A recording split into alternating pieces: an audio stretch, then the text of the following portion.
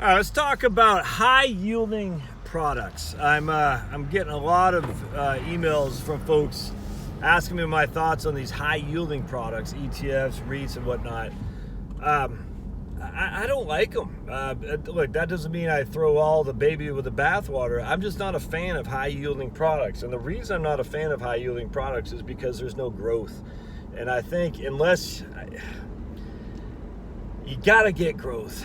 And I've done videos before on this where I just show you the value of a growing dividend, even in crazy times. When dividends grow, your wealth grows exponentially. And the thing with high yielding products is they just don't grow. There is no income increase. They're just not. And we could look at preferred stocks, for instance. I like preferred stocks, but you're locking in a current rate.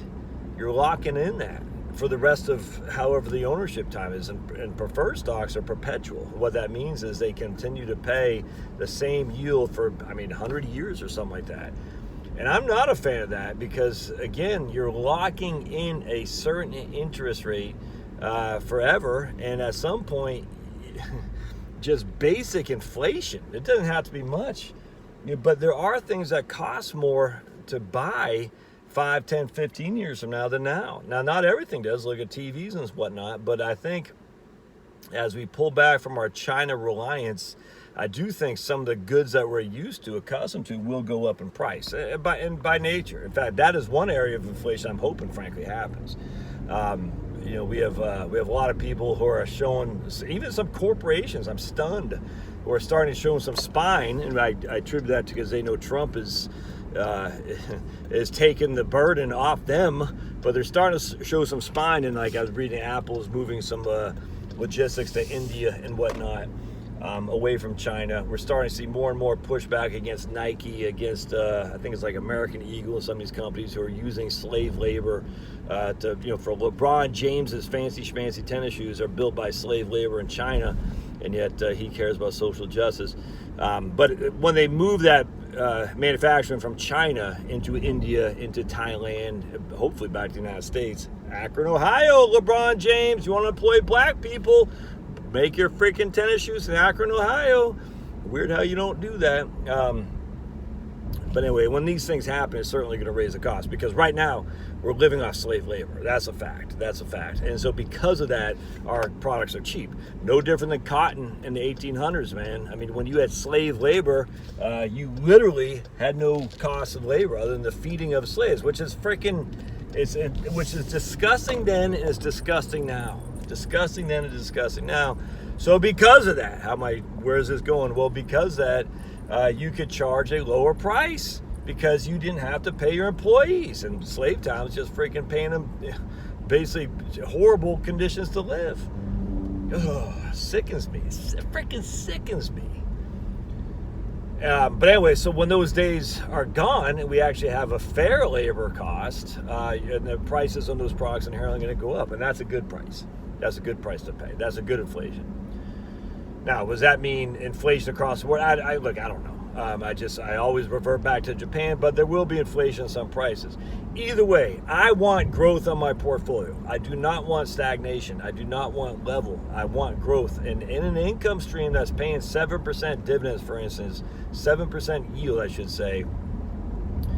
And I talked about this ETF the other day.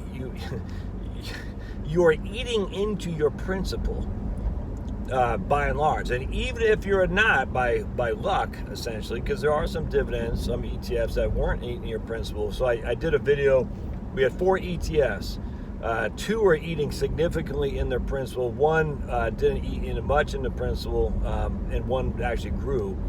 But that was over 15, 20 years. But of the 4 ETFs, when you factor in the principal, you weren't that far ahead of where you started 15 years ago. And yet, if you would have been in the S&P 500, you'd be significantly ahead as a rising income stream. But that's the thing. At the end of the day, this is the thing with bonds. Just generally, this thing with preferred stocks.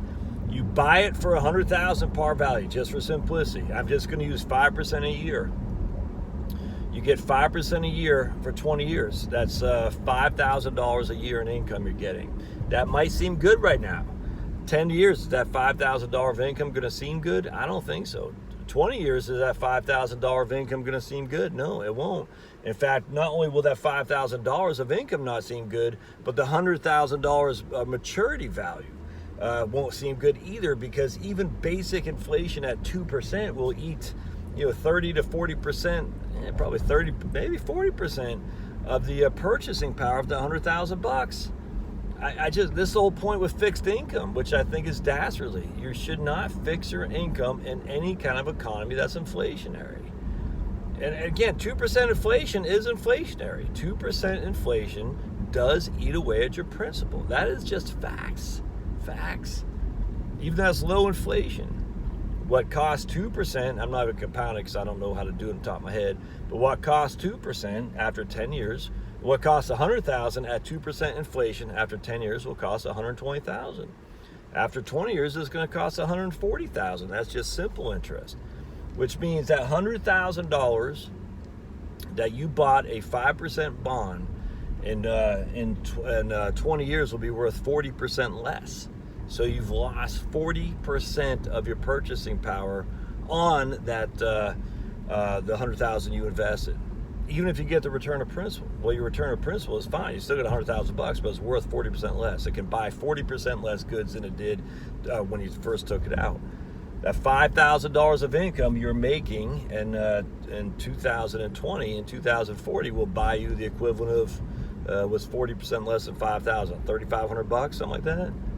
It's just you can't fall. Don't fall for the high yields. I cannot stress this enough. Do not fall for high yields, because it's ugly. Anyway, I hope that makes sense. I'll do a video again. I've done this video a couple times on using the income on the Investment Company of America from American funds. Every year they put out this thing called the ICA guide, which is fantastic, and they show you the value of increasing dividends. I'll share that with you when I get home. All right, we'll talk to you.